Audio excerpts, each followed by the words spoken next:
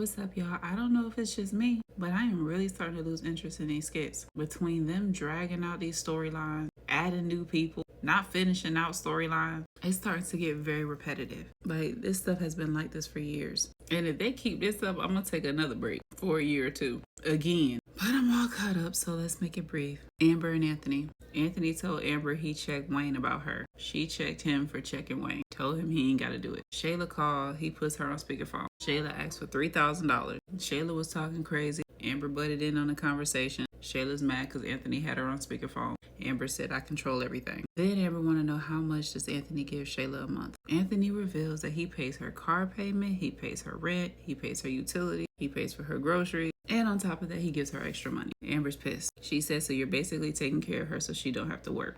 That is exactly what he's doing. Mama Brenda comes over. She talks to Amber. She reminds Amber that Shayla is not going anywhere. She will have to deal with her for the rest of her life. She also reminds her that Shayla does not have the kind of teachings that she has. She is definitely not a woman of God because we all know that Shayla was raised by demons. Amber told Anthony that Shayla is going to do everything she can to make their lives miserable. Anthony does not believe it. He told Amber she does not have to worry about anything that has to do with Shayla. Amber told Anthony that Shayla is a tarnished soul. She's going for blood. And all along, Anthony is not paying attention to a single word that Amber is saying. So I guess it's going to be his blood that she go for.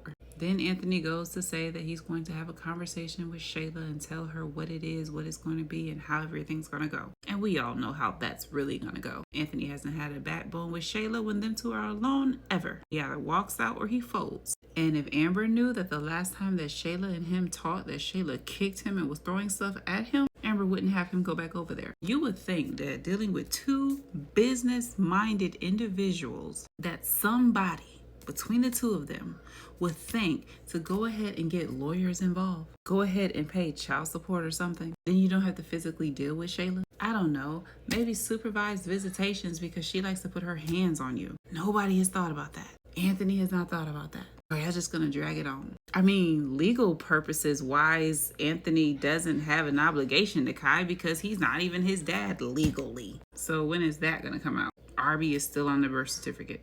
That is still Kai's daddy legally. So what y'all gonna do about that? Then we got Mike and all of his situations. The fact that Melissa would even come out her mouth and say that Mike either choose her or the baby is crazy. The fact that Nikki would even repeat that is crazy. Mike said the baby ain't going nowhere. Bye, Melissa. Sonny said she don't want to be a baby mama. So what you want to be then, girl? Could have just went ahead and got to the point of whether or not you wanted you and Mike to get back together. Because why did you waste my time with that? Then we got Dominique going over there to Mike's house all desperate. Mike folds and he sleeps with the heifer. This heifer out here in La La Land telling Diva that her and Mike are back together. We've been through so much together. Girl, you had a better chance with Rashal. You out here looking stupid and not thinking clearly. I guess we'll add you to the collection of delusional heifers. Then we got Mike telling Rafi he feel like he cheated, even though him and Sonny are not together. Rafi already warned him about what he did with Dom. Then we got Diva coming over there checking Mike. Rafi still in his feelings about Diva.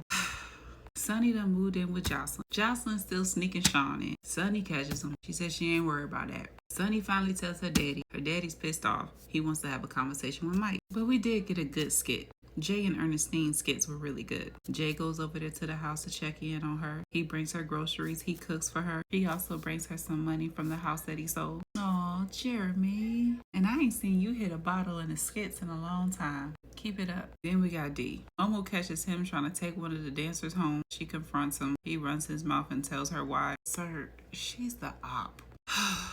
Latoya tells Tamara that D was being hella disrespectful during the competition, and D and Momo need to go. Aisha out on a date with old dude, and she saw Momo calling him. Okay, girl, tell D, because he ain't listening to nobody else. But he's costing everybody else. Then we got Natasha, Rolanda, and Charles. Rolanda asks Charles about the house situation. Is he ready? She found a house. He said he ain't got all the money and ain't quite liquidated yet. Ro says she needs documents. Ro encouraging Natasha that she need to fake it out on this whole situation so they can get the evidence that they need to prove that he stole the coin. Hendrik around here calling Natasha Cross. Girl, you better go on and get that man. But he did a background check. Finds out he's a leech, a mooch, and everything else. Girl, Kendrick done say he care about you and everything. He's showing it. When you done with this whole Charles mess, go on and get your man. Kelvin and Dalen. Dalen, I really wish you would leave those heifers alone. I don't like you away from Doughboys. I don't like you away from Anthony and Amber. I don't like you with